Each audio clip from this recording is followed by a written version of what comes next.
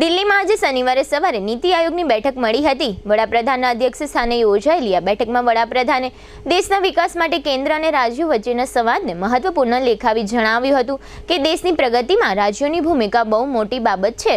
આ બેઠકમાં અનેક રાજ્યોના મુખ્યમંત્રી હાજર રહ્યા હતા। જોકે ઇન્ડી ગઠબંધનમાંથી માત્ર મમતા બેનર્જી જ હાજર રહ્યા હતા। જોકે આ બેઠકમાં 7 રાજ્યોના મુખ્યમંત્રીઓ ગેરહાજર રહ્યા હતા। મમતા બેનર્જી અધવચ્ચેથી બેઠક છોડીને બહાર નીકળી ગયા હતા। બહાર આવીને તેમણે મીડિયા સમક્ષ એવો આરોપ લગાવ્યો હતો કે તેમને બોલવા માટે સમય ન અપાયો તેમજ માઇક પણ બંધ કરી દીધું। ત્યારે આ મામલે કેન્દ્રીય મંત્રી નિર્મલા સીતારમણે આરોપોને પાયાવિહોણા ગણાવ્યા। મમતા બેનર્જીના આરોપો અંગે કેન્દ્રીય મંત્રી નિર્મલા સીતારમણે કહ્યું કે સીએમ મમતા બેનર્જીએ બેઠકમાં ભાગ લીધો, અમે બધાએ તેમને સાંભળ્યા। દરેક મુખ્યમંત્રીને પૂરતો સમય ફાળવવામાં આવ્યો હતો। દરેક ટેબલની સામે સ્ક્રીન પર ટાઈમ શો કરવામાં આવ્યો હતો। તેમણે મીડિયામાં કહ્યું કે માઇક બંધ કરી દીધું હતું, પરંતુ આ તદ્દન ખોટી જ વાત છે।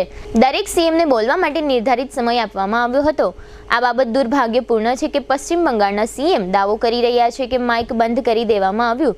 તેમણે ખોટી કથાનું નિર્માણ કરવાને બદલે સાચું બોલવું જોઈએ।